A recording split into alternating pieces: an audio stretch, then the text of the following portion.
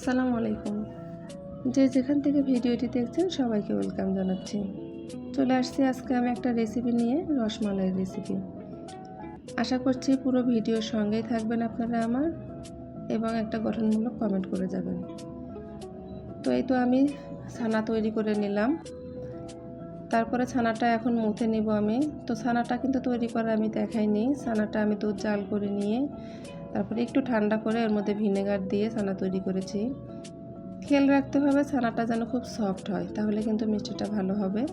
আর এই যে হাতের তালু দিয়ে ছানাটা এভাবে মুথে নিতে হবে। তো আমি ছানাটা কিন্তু 10 থেকে 12 বার এইভাবে মুথে নিয়েছি হাতের তালু দিয়ে। ছানা মোথার মাঝখানে একটু আর চুলায় আমি দুধ বসে দিয়েছিলাম মালাইয়ের জন্য। মাঝে একটু এলাচ দিয়ে দিলাম, সাদা এলাচ দিয়ে ওটা জাল হবে। আর এই যে পাশে আমি ছানা মুথে নিচ্ছি। মিষ্টি তৈরি করার প্রথম ধাপটা হলো ছানা তৈরি করা। যদি ছানা সুন্দর হয় তাহলে কিন্তু মিষ্টিটা ভালো হবে। দ্বিতীয় ধাপটা হলো মুথে নেওয়া, এটাও খুব ভালো হতে হবে। তো আমি ছানাটা ভালো করে মুথে নিয়েছি। নিয়ে এর মধ্যে দিয়ে দিলাম 2 চা চামচ ময়দা, 1 চা চামচ চিনি আর 1 চা চামচ সুজি দিয়েছি। আর 1 চা চামচের 4 ভাগের 1 ভাগ আমি বেকিং পাউডার দিয়েছি। তারপরে এটা ভালো করে আবারও মুথে নিব। তো এখন বেশিক্ষণ মুথতে হবে না, মানে এভাবে আমি হাত দিয়ে 2-3 বার এভাবে করে নিয়েছি। তারপরে এই যে লেচি কাটার জন্য আমি সমান করে করে সবগুলো একবারে এরকম করে লম্বা করে নিয়েছি। নিয়ে যে লেচি কেটে নিচ্ছি। সবগুলো মিষ্টি যেন সমান হয় সেটা খেয়াল রাখতে হবে, তাহলে মিষ্টিটা সিদ্ধ হবে ভালো, একই রকম সিদ্ধ হবে।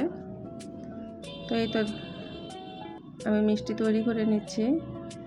দেখেন ছানাটা কিন্তু মুথে নিয়েছি এমন করে যেন হাতের তেল উঠে আসে, আর মিষ্টিটা যেন একবারে স্মুথ হয়। এই তো আমি এইভাবে মিষ্টিগুলো তৈরি করে নিচ্ছি। তো আমার ভিডিওটা যারা দেখছেন প্লিজ পুরো ভিডিওটা দেখে একটা গঠনমূলক কমেন্ট করে দিবেন। যদি ভালো লাগে একটা লাইক করে দিবেন।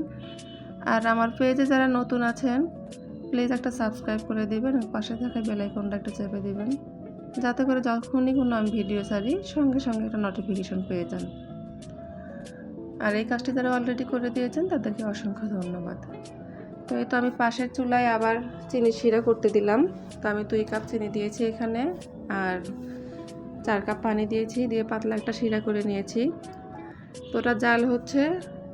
আর এখানে মালাইয়ের মধ্যে আরও 1 কাপ চিনি দিয়ে দিলাম, দিয়ে মালাইটা জাল করে নিচ্ছি। অনেকে মালাইয়ের মধ্যে চিনি দেয় না, শুধু যে চিনির শিরাতে যে মিষ্টিটা জাল করে নেয় সেখান দিয়েই হয়ে যায়।